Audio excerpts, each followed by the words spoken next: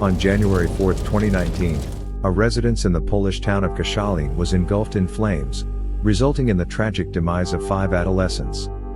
This incident garnered global attention not only due to the devastating loss of life but also because the structure served as a venue for an escape room activity. A relatively fresh and unconventional form of amusement, escape rooms pose their own distinct challenges and risks. The fundamental premise of most live escape rooms is rather straightforward. Participants find themselves confined within a chamber and must unravel a series of enigmas to secure their liberation, culminating in a final puzzle to facilitate their exit. While this setup is prevalent in escape room experiences and was virtually ubiquitous in early iterations, there are also variations where players are tasked with objectives beyond mere escape, such as locating specific items to achieve victory. Antecedent to live escape rooms were online counterparts dating back to as early as 1988, comprising text-based adventure games centered around breaking free from confinement. These paved the way for online, often flash-based escape room games, which flourished in the early 2000s.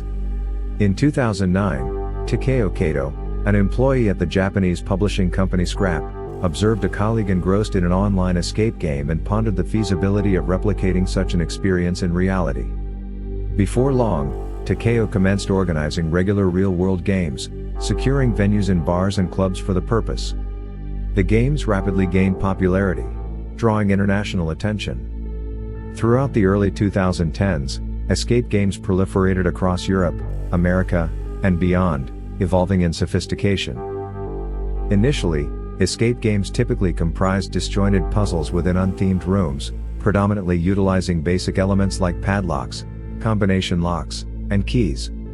As competition intensified, companies began to imbue their escape games with cinematic quality theming, immersive narratives, and technologically intricate puzzles.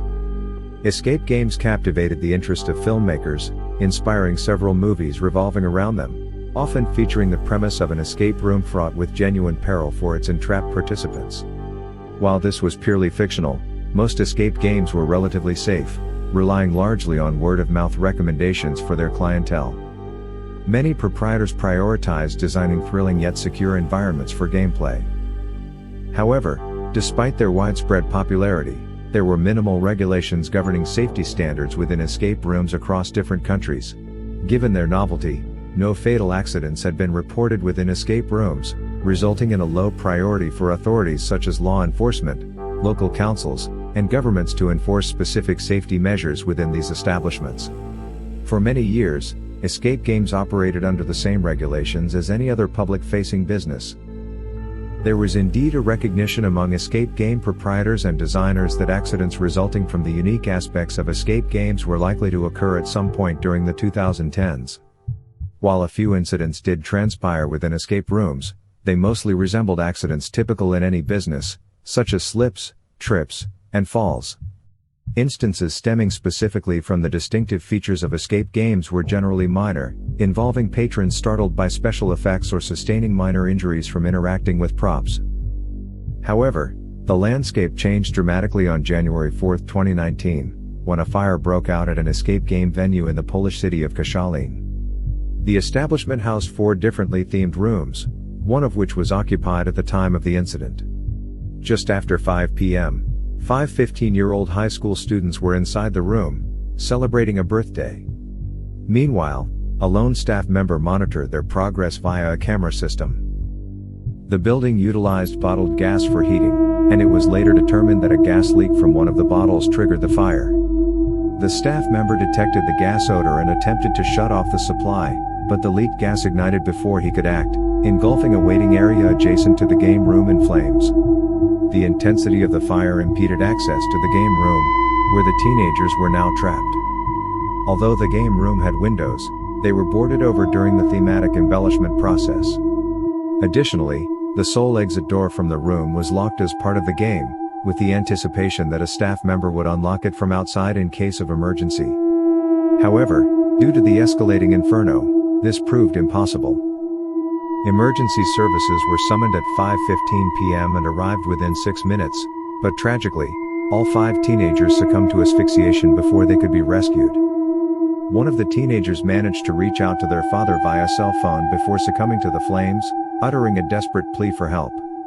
The staff member, injured in the blaze, survived and was promptly transported to the hospital. The abrupt loss of multiple young lives sent shockwaves through the city of Koszalin, leaving a multitude of questions unanswered.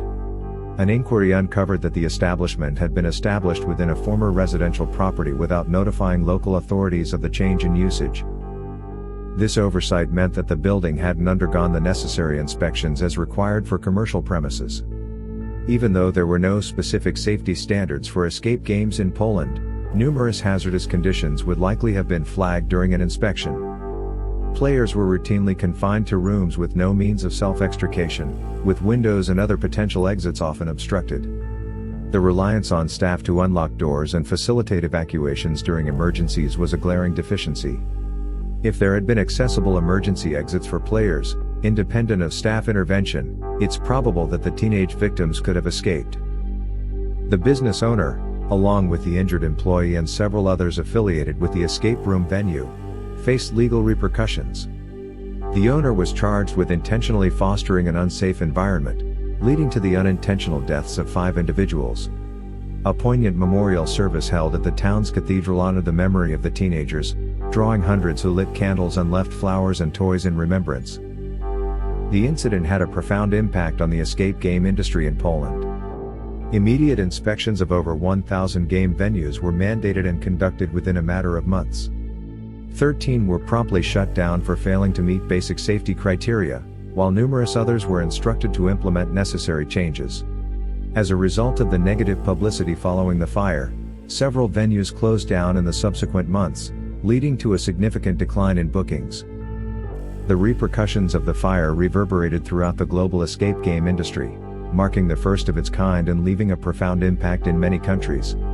A comprehensive inspection initiative was launched, prompting numerous escape games worldwide to cease operations until they implemented modifications to comply fully with local fire regulations. While specific legislation or guidelines for escape rooms were not universally introduced, local authorities typically applied existing regulations governing leisure or amusement facilities.